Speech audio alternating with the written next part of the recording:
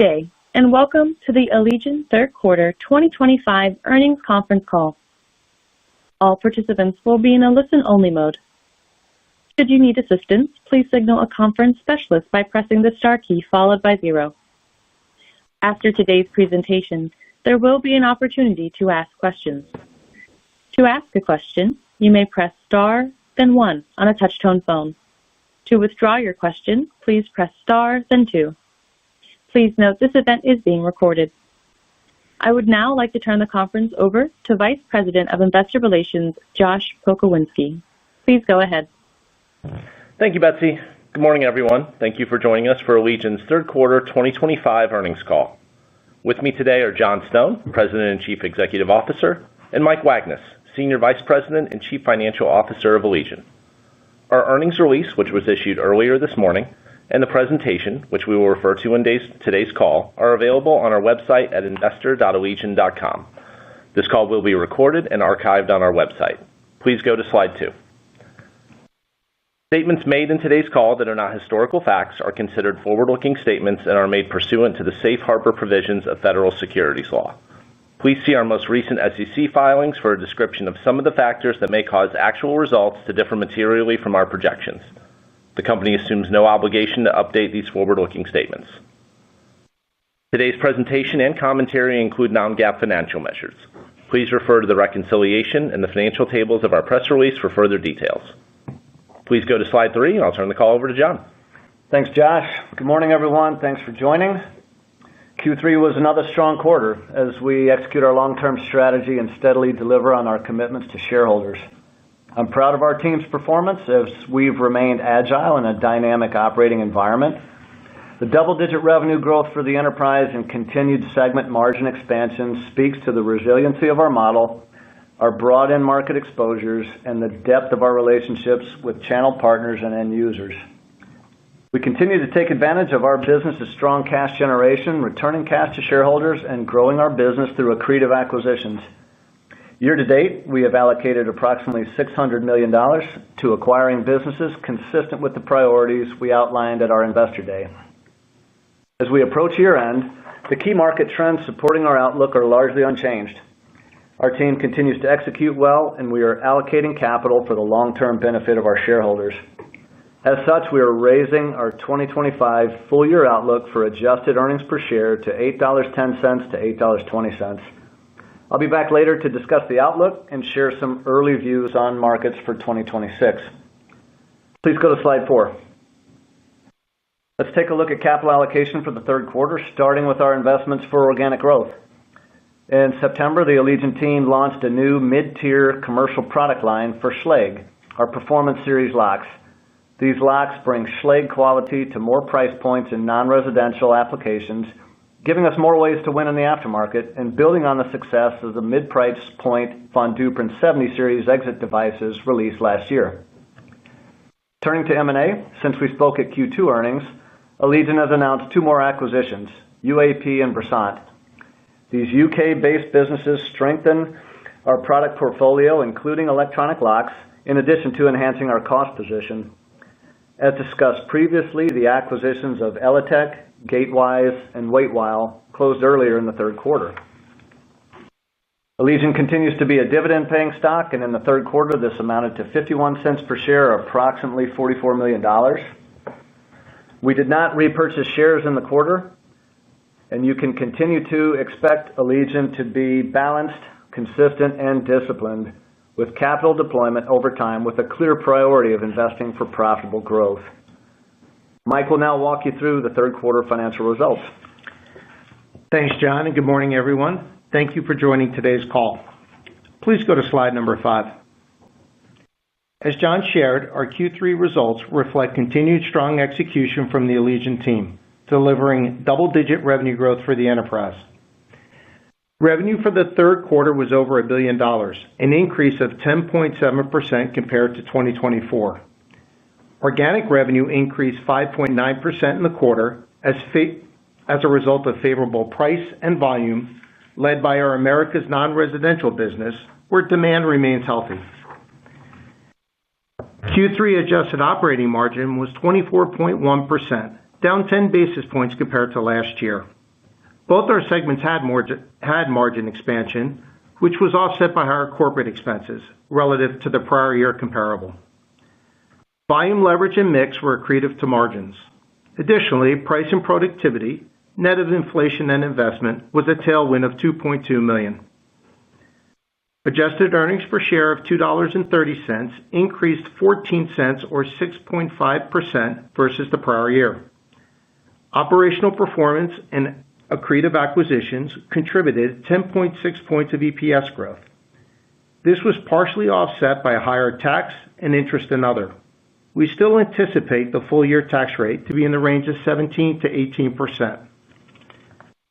Finally, year-to-date available cash flow was $485.2 million, which was up 25.1% as we continue to generate strong cash flow. I'll provide more details on the balance sheet and cash flow a little later in the presentation. Please go to slide number 6. Our Americas segment delivered strong operating results in Q3. Revenue of $844 million was up 7.9% on a reported basis and up 6.4% on an organic basis, led by our non-residential business. Organic growth included both favorable price and volume in the quarter. Reported revenue includes 1.5 points of growth from acquisitions. Pricing in our Americas segment was 4.6% in the quarter. This includes a combination of core pricing and surcharges as we cover inflation, including tariffs. Our non-residential business increased mid-single digits organically, and demand for our products remains healthy, supported by our broad end market exposure. Our residential business grew mid-single digits, primarily driven by volume associated with new electronic products that we launched in the quarter and price. However, we still consider overall residential market demand to be soft, consistent with year-to-date growth rates. Electronics revenue was up mid-teens and continues to be a long-term growth driver for Allegion. Americas adjusted operating income of $252 million increased 9% versus the prior year. Adjusted operating margin was up 40 basis points as volume leverage and favorable mix were accretive to margins. Price and productivity, net of inflation and investments, was a tailwind of $10.2 million. Please go to slide number 7. Our international segment delivered revenue of $226 million, which was up 22.5% on a reported basis and up 3.6% organically, led by our electronics businesses. Acquisitions contributed 13.6% to segment revenue, consisting of the acquisitions John mentioned earlier, net of the previously announced divestiture of API. Currency was also a tailwind, positively impacting reported revenue by 5.3%. International adjusted operating income of $32.3 million increased 28.2% versus the prior year period.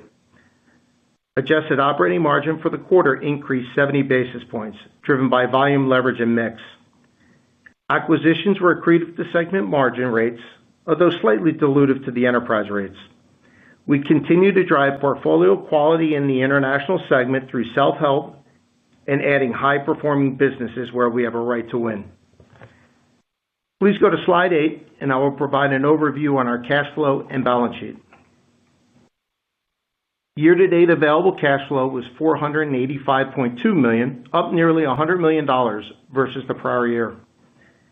This increase is driven by higher earnings, lower capital expenditures, and improvements in working capital. I am pleased with the strong cash generation in 2025, and based on year-to-date performance, we see upside to our previous cash flow outlook. We now expect conversion of 85% to 95% of adjusted net income. Working capital as a percent of revenue increased due to acquired working capital, which does not impact cash flow. Organic working capital improved compared to prior year. Finally, our balance sheet remains strong, and our net debt to adjusted EBITDA is at a healthy ratio of 1.8 times. We continue to generate strong cash flow, and our balance sheet supports continued capital deployment. I will now hand the call back over to John. Thanks, Mike. Please go to slide 9, and I'll share our updated outlook. With 1 quarter remaining in the year, our markets remain largely consistent with our prior outlook. In the Americas, non-residential markets remain resilient, and Allegion is performing well in the aftermarket. Our spec activity has grown over 2024 and year-to-date 2025, driven by our broad end market exposure, and this supports our outlook. Residential markets, however, remain soft, and as Mike mentioned, solid performance in Q3 was primarily driven by new electronic product launches. International markets have largely been unchanged year-to-date, and we continue to expect roughly flat organic performance. We expect approximately $40 million of surcharge revenue in the Americas related to tariff recovery, which does include the August 18th scope expansion for Section 232. Based on strong execution and the recent acquisitions of UAP and Bressant, we're increasing our 2025 adjusted EPS outlook to $8.10 to $8.20. You can find additional details as well as below-the-line model items in the appendix. As you know, we'll provide Allegion's formal 2026 financial outlook during our February earnings call, so please go to slide 10. Today, we'd like to provide a preliminary view on our markets for next year, and I'd say overall we expect rather similar market conditions to 2025. In the Americas, our broad end market coverage and spec activity continue to support organic growth in our non-residential business. Residential markets continue to be soft. The input cost environment remains dynamic with tariffs, and you can expect us to continue to drive price to offset inflation. Internationally, markets have been sluggish. However, we do expect to benefit from 2025 acquisition activity. For the enterprise, we expect carryover revenue contribution of approximately 2 points from acquisitions closed in 2025. Please go to slide 11. In summary, Allegion is executing at a high level while staying agile and steadily delivering on the long-term commitments we shared with you at our Investor Day. Our performance is led by an enduring business model in non-residential Americas, double-digit electronics growth, and accretive capital deployment as we acquire good businesses in markets where we have a right to win. I'm proud of the performance by the Allegion team in this very dynamic environment, which gives us the confidence to increase our EPS outlook for the year. With that, we'll take the questions. We will now begin the question and answer session. To ask a question, you may press star, then 1 on your touch-tone phone. If you are using a speakerphone, please pick up your handset before pressing the keys. If at any time your question has been addressed and you would like to withdraw your question, please press star, then 2. We ask that you please limit yourself to 1 question and 1 follow-up. At this time, we will pause momentarily to assemble our roster. The first question today comes from Joe Ritchie with Goldman Sachs. Please go ahead. Hey, good morning, guys. Good morning, Joe. So appreciate all the color and the initial look into 2026.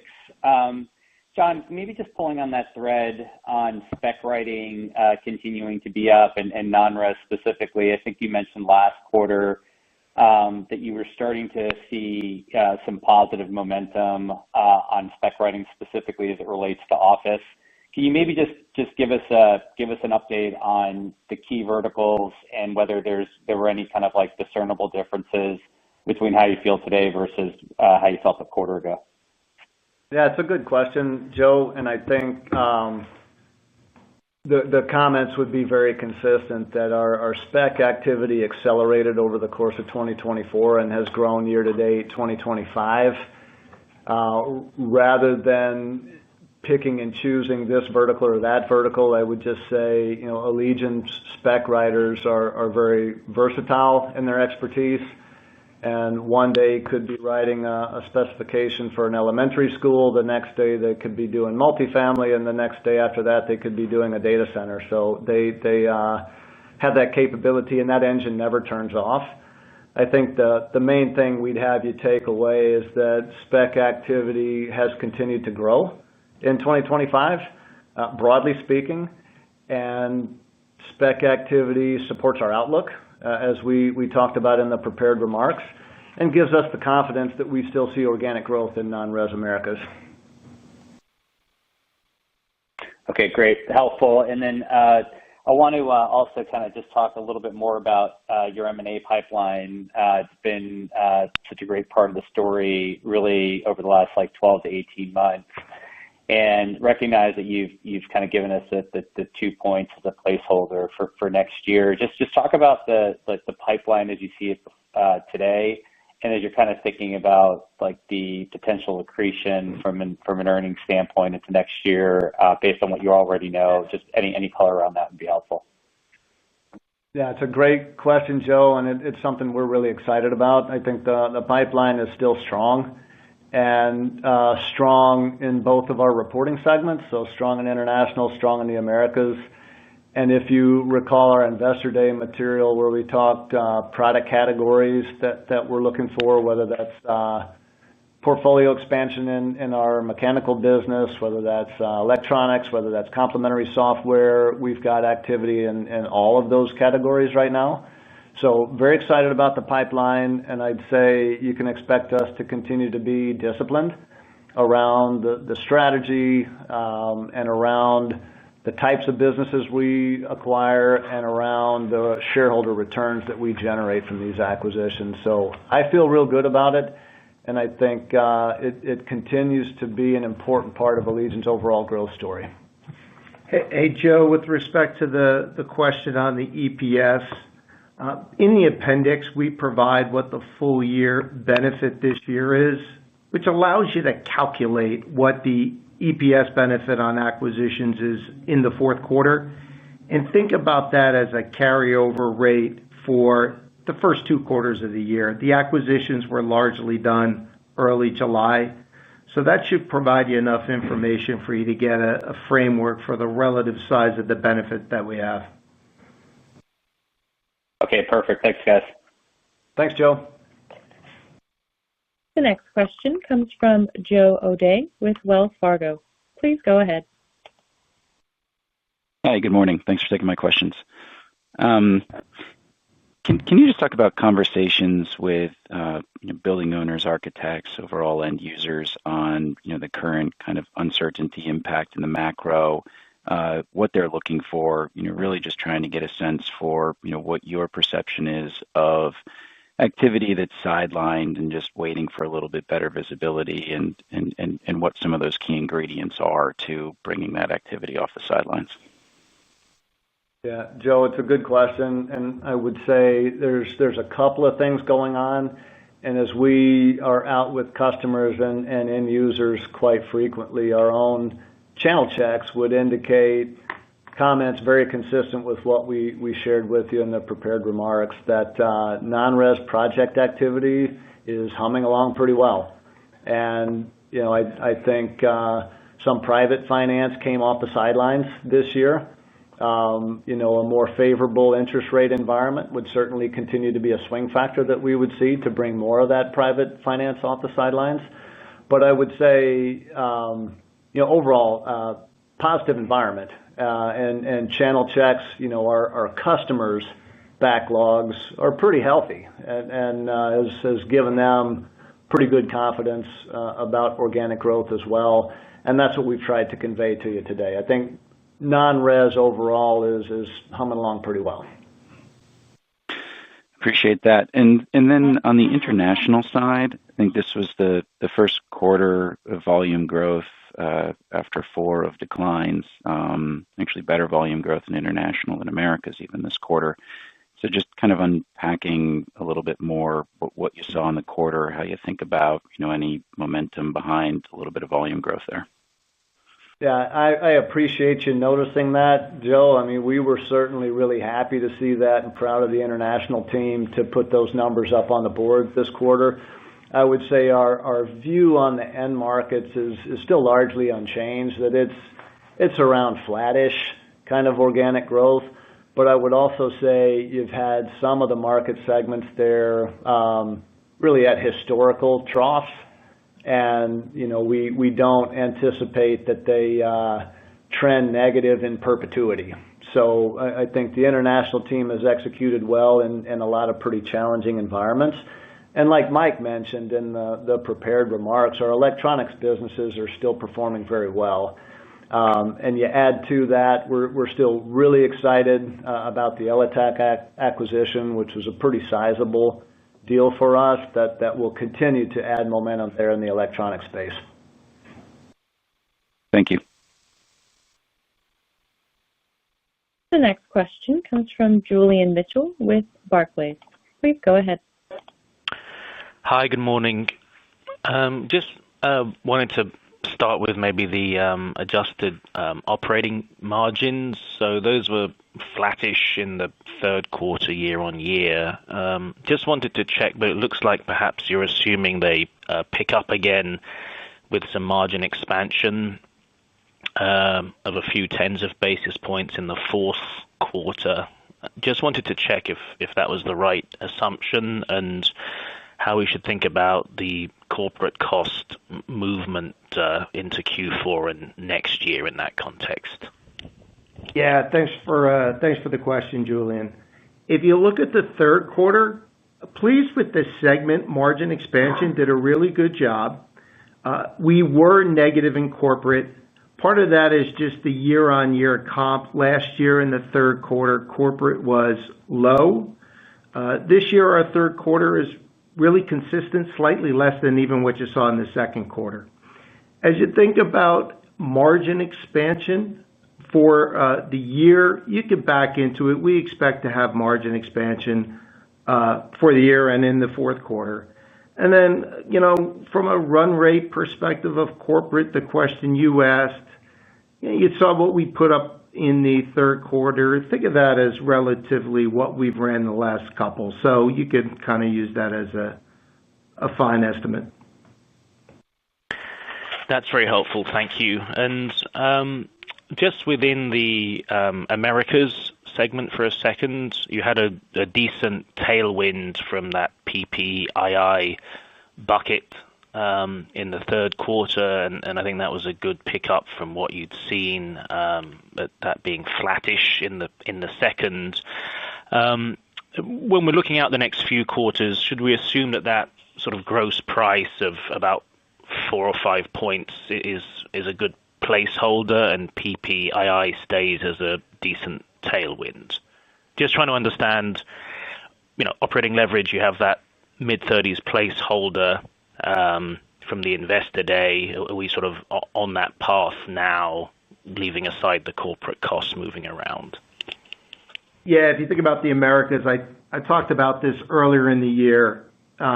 Inflation, especially associated with the tariffs, right, was a little quicker than some of the pricing benefits. We said that would improve as the year progressed. You see that in the third quarter. The big item for us on the pricing side is what is inflation, and tariffs are a component of that inflation. Just look for us to drive pricing and productivity, and you've heard me mention this many times before. Pricing and productivity covers the inflation and the investment, and that helps drive the margin expansion. Overall, feel good about the progress we're making in the Americas. I think we're doing a great job in combating a very dynamic environment of change when you think about tariffs, and expect us to continue to drive that margin expansion that we talked about. Got it. And that sort of mid-30s type rate based on inflation and mix and price, that should be achievable the next X kind of quarters. Nothing looks too out of line versus that. Yeah, certainly. Q4 you could calculate. We'll be back in February to give you a 26 margin outlook. Think of that as a long-term, right? To the long-term investors out there. Long-term, we should be able to drive incrementals of 35%. Let us get to February of next year when we give our outlook and complete the annual operating plan. But certainly for the fourth quarter, you could calculate the implied margin expansion. Absolutely. Thanks very much. Thank you. The next question comes from Jeff Sprague with Vertical Research. Please go ahead. Thank you. Good morning, everyone. Hey, Jeff. Hey, John. I want to come back to the deals, really kind of maybe a two-part question. First, just thinking about of everything that you've done here. It all looks like it makes sense and fits in and is nicely moving the needle as we've seen your results. But just thinking about kind of the margin entitlement of what you've acquired, where you might be on, integrating these assets. Are they all truly being integrated, or any of them sort of standalone? Just trying to kind of get my head around kind of the journey you're on here. Yeah, I appreciate the question, Jeff. And I think, if you recall our Investor Day commentary, we talked about being disciplined. And I would say some of those guardrails around being disciplined would be consistent with our strategy, consistent with our geographic exposure, and consistent with markets where we've got a right to win, meaning we've got brand strength, we've got human capital and talent, we've got distribution strength. And so, yeah, to specifically answer your question, all of these acquisitions are being integrated and being integrated rapidly. I think there are synergies across the board and revenue synergies, cost synergies. There are exposure to faster growing segments that we've acquired. So I feel real good about the strategic alignment of every deal we've done, and continue to feel the same way about the outlook on our pipeline there. So really good, but yeah, I mean, we're not looking to acquire our way into adjacent spaces. We're not looking to expand geographic scope. We're staying in markets we know where we've got a right to win, and we're acquiring enhancements to our product portfolio in electronics and mechanical and complementary software, and feel real good about it. So I think you can look for us to continue to be acquisitive, but continue to be disciplined like we've shown. And then I guess discipline also includes the element of price paid. And I kind of appreciate like each individual deal. It's hard for me to press Josh or Mike for like specifics on multiples and all that. But is there a way to just step back and sort of collectively say, you gave us the dollars deployed right on a year-to-date basis, kind of what the average multiple has been, and when you think about the synergies, kind of what the forward multiple would be looking out, kind of 12, 24 months as you integrate these things. Yeah, Jeff, it's a good question, very fair question. I think we've had some commentary around this in past quarters. So on the mechanical side, if we're expanding our mechanical portfolio, you would see something in the high single-digit EBITDA multiple would be a fair approximation. On the higher growth electronics and software, you're going to see a bit of a higher multiple there because we're expecting higher growth and higher longer-term returns. Jeff, maybe also to help you out, the biggest acquisition is Elitech. Clearly, that is the lion's share. So we gave that information when we released the acquisition, when we made the acquisition and we issued the press release. You could see that, and you get at least a pretty good idea of all the acquisitions. What's the biggest piece there from a multiple paid? Got it. Thank you. Thank you. The next question comes from Tomo Sano with JP Morgan. Please go ahead. Hello, everyone. Hi, Tomo. Hi. I'd like to ask you about the residential outlook for Q4 in America. So the residential revenue improved to up mid-single digit in Q3, and you mentioned no clear signs of the recovery of the market for 2026. But how would you see the residential segment performing in Q4? Could you share your current market outlook and also the new product contributions, especially for electronics in Q4, please? Yeah, great question, Tomo. As we talked about in the prepared remarks, residential was mid-single and much stronger than market. Market for resi soft.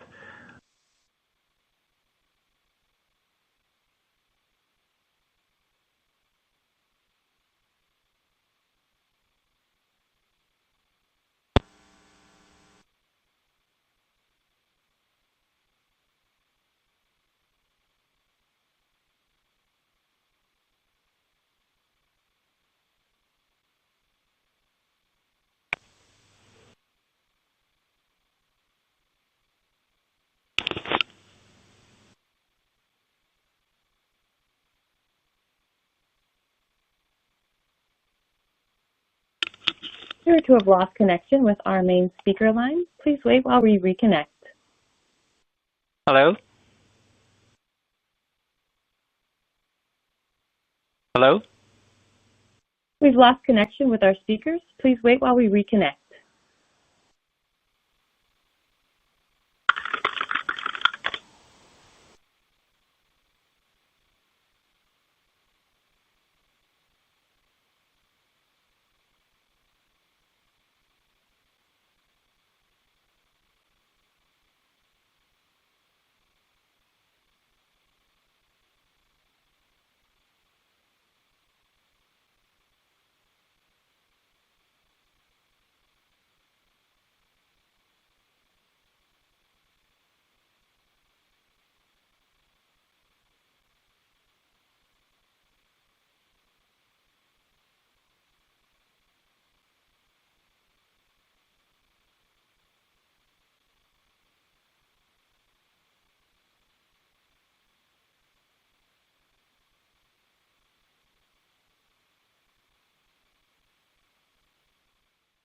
Good We've morning. reconnected with our speakers.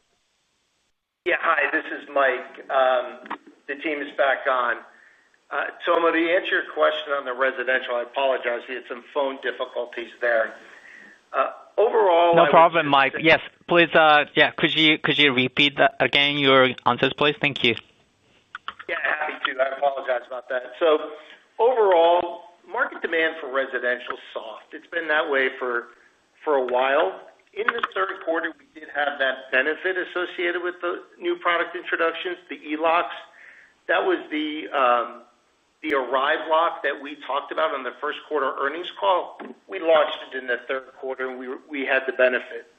As I said on the prepared remarks, overall, think of market demand consistent with year-to-date growth rates for residential, which is down slightly. So as you think about the fourth quarter, we would not expect a mid-single-digit positive growth. We would expect it more in line with market demand, which is that softer non-residential market that we're in. Softer residential. I'm sorry, residential. Thank you. Thank you. And my follow-up questions on tariffs and pricing. So you have demonstrated strong pricing power and agility in managing a tariff-related cost pressures. And are you seeing any signs of pricing fatigue or customer weakness? And how would you see the other market players reacting for pricing in the market, please? Tomo, this is John. I would say I appreciate the comment, and yeah, I think our teams and our customers have collectively responded well to the inflationary nature of the tariffs.